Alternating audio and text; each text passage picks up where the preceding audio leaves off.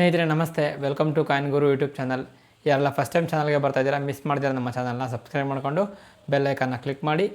ಈ ಒಂದು ವಿಡಿಯೋದಲ್ಲಿ ನಾನು ತಮ್ನೇನಲ್ಲಿ ಹೇಳಿರೋ ಹಾಗೆ ಮುಂಬರುವಂತಹ ಒಂದು ಕಾಯಿನ್ ಎಕ್ಸಿಬಿಷನ್ ಬಗ್ಗೆ ಹೇಳ್ತಾ ಇದ್ದೇನೆ. ನಿಮಗೆಲ್ಲ ಗೊತ್ತು, ನಾನು ಒಂದು 2 ಮಂತ್ಸ್ ಬ್ಯಾಕೆ ಒಂದು ವಿಡಿಯೋ ಮಾಡಿದ್ದೆ.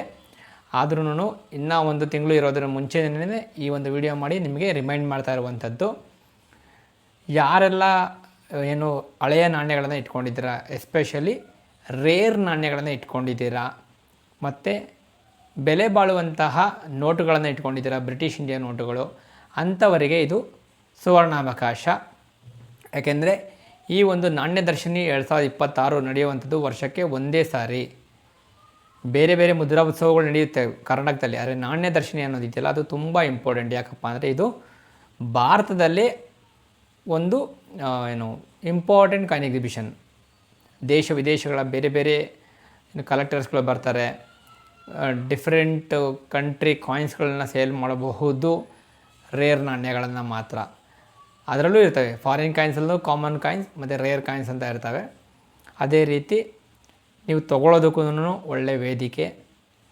ಹಾಗಾಗಿ ಈ ಒಂದು ವಿಡಿಯೋನ ನಾನು ಮಾಡಿ ಅಪ್ಡೇಟ್ ಮಾಡ್ತಾ ಇರುವಂಥದ್ದು. ಯಾವಾಗ ಡೇಟ್ ಸರಿಯಾಗಿ ಬರೆದಿಟ್ಕೊಳ್ಳಿ. ಡೇಟ್ ಈ ಒಂದು ಕಾಯಿನ್ ಎಕ್ಸಿಬಿಷನ್ದು ಜುಲೈ 10ರಿಂದ 12ವರೆಗೆ 2026.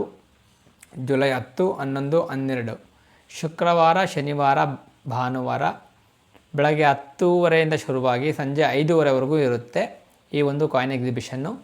3 ದಿನದ ಪಾಸ್ಗಳು ಇರುತ್ತೆ. 2 ದಿನಕ್ಕೆ 1 ದಿನಕ್ಕೂ ಬೇಕಾದರೂ ಹೋಗಬಹುದು. ಲಾಸ್ಟ್ ಟೈಮ್ ಮಾಡಿದ್ದಾಗ ಯಾರೆಲ್ಲ ಶಿಕ್ಷಕರ ಭವನಕ್ಕೆ ಬಂದಿದ್ರಿ ಅವರಿಗೆಲ್ಲ ಗೊತ್ತಿರುತ್ತೆ.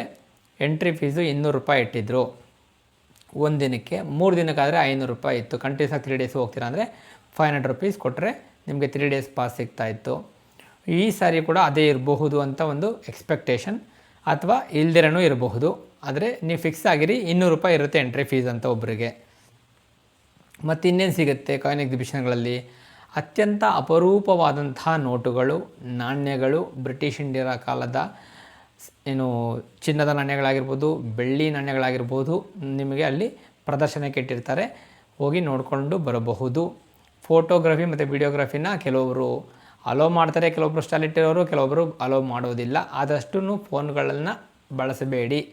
ಸುಮ್ಮನೆ ಅವರಿಂದ ಇವರಿಂದ ಎಲ್ಲ ಬಯಸ್ಕೊಳ್ಳೋದಕ್ಕಿಂತ ಜಸ್ಟ್ ನೋಡಿಕೊಂಡು ಕಣ್ಣು ತುಂಬ್ಕೊಳ್ಳಿ.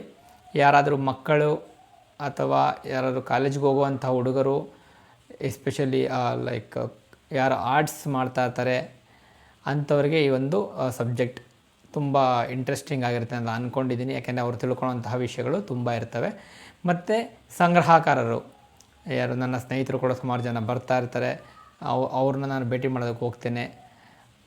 ಮತ್ತು ಕಲೆಕ್ಟರ್ಸ್ಗಳು ಬರ್ತಾ ಇರ್ತಾರೆ, ಬೈಯರ್ಸ್ ಬರ್ತಾ ಇರ್ತಾರೆ, ಸೆಲ್ಲರ್ಸ್ ಬಂದಿರ್ತಾರೆ.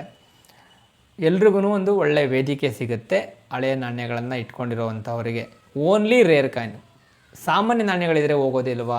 ಖಂಡಿತ ಹೋಗೋದಿಲ್ಲ. ಯಾಕೆ ಅಂತಲೂ ಹೇಳ್ಬಿಡ್ತೀನಿ. ಸಾಮಾನ್ಯ ನಾಣ್ಯಗಳಿಗೆ ಸಾಮಾನ್ಯವಾದೇ ಬೆಲೆ ಇರುತ್ತೆ. 5 ರೂಪಾಯಿ ಕಾಯಿನ್ಗೆ 6 ರೂಪಾಯಿ ಸಿಗ್ಬೋದು, ಅಥವಾ ಅಪ್ಪಪ್ಪ ಅಂದರೆ 7 ರೂಪಾಯಿ ಸಿಗಬಹುದು. ಇಲ್ಲಾಂದರೆ ಅದು ಸಿಗೋದೇ ಇಲ್ಲ, ಯಾರು ತೊಗೊಳೋಕ್ಕೂ ಬರೋದಿಲ್ಲ, ಮನಸ್ಸು ಮಾಡೋದಿಲ್ಲ. ಹಾಗಾಗಿ ಸಾಮಾನ್ಯ ನಾಣ್ಯಗಳನ್ನ ತೊಗೊಂಡು ಬರಬೇಡಿ. ಅಥವಾ ಬರೋದಾದರೆ ಬಂದು ನಾಲೆಡ್ಜ್ ಪರ್ಪಸ್ಗೋಸ್ಕರ ಬನ್ನಿ, ನಾಲೆಡ್ಜನ್ನ ಗೇನ್ ಮಾಡೋದಕ್ಕೆ. ಅಡ್ರೆಸ್ ಎಲ್ಲಿ? ಜುಲೈ 10 ಅಂತ ಹೇಳಿದೆ, 10ನೇ ತಾರೀಕಿಂದ ಶುರುವಾಗುತ್ತೆ. ಇನ್ನೊಂದು 1.25 ತಿಂಗಳಿದೆ. ಜುಲೈ 10ರಿಂದ 12ನೇ ತಾರೀಕುವರೆಗೂ ನಡೆಯೋದು. ಎಲ್ಲಿ? ಎಲ್ರಿಗೂ ಗೊತ್ತು, ಸುಮಾರು ಜನ ಬಂದಿದ್ದೀರಾ ಲಾಸ್ಟ್ ಟೈಮ್ ಕೂಡ. ಶಿಕ್ಷಕ ಸದನ, ಕೆಂಪೇಗೌಡ ರಸ್ತೆ, ಕಾವೇರಿ ಭವನ ಸರ್ಕಲ್, ಹಳೆ ಮೈಸೂರು ಬ್ಯಾಂಕ್ ಇತ್ತಲ್ಲ, ಅಲ್ಲೇನೇ ಸ್ಟ್ರೈಟ್ ಹೋದರೆ ನಿಮಗೆ ಅವೆನ್ಯೂ ರೋಡ್ ಹೋಗ್ತೀರಾ. ಲೆಫ್ಟ್ ಸೈಡ್ ಹೋದರೆ ಮಾರ್ಕೆಟ್ ಸೈಡ್ ಹೋಗ್ತೀರಾ, KR ಮಾರ್ಕೆಟ್ ಸೈಡು. ಈ ಕಡೆ ರೈಟ್ ಸೈಡ್ ಹೋದರೆ ಕೆಂಪೇಗೌಡ ಬಸ್ ಸ್ಟ್ಯಾಂಡ್, ಮೆಜೆಸ್ಟಿಕ್ ಕಡೆ ಹೋಗ್ತೀರಾ. ಹಿಂದಕ್ಕೆ ಬಂದರೆ ನಿಮಗೆ ಮಹಾರಾಣಿ ಕಾಲೇಜ್ ಸೈಡು ಬರ್ತೀರಾ, ವಿಧಾನಸೌಧ ಸೈಡ್ ಬರ್ತೀರಾ. ಇದು ಒಂದು ರೂಟ್ ಮ್ಯಾಪು. ನಾನು ಸೆಂಟ್ರಲ್ ಸರ್ಕಲಲ್ಲಿ ನಿಂತ್ಕೊಂಡು ಹೇಳ್ತಾ ಇರುವಂಥದ್ದು. ನೀವು ಮಾರ್ಕೆಟ್ ಕಡೆ ಒಂದು 100 ಮೀಟರ್ಸ್ ಹೋದರೆ ಅಲ್ಲೇ ಸಿಕ್ಬಿಡುತ್ತೆ ಶಿಕ್ಷಕ ಸದನ.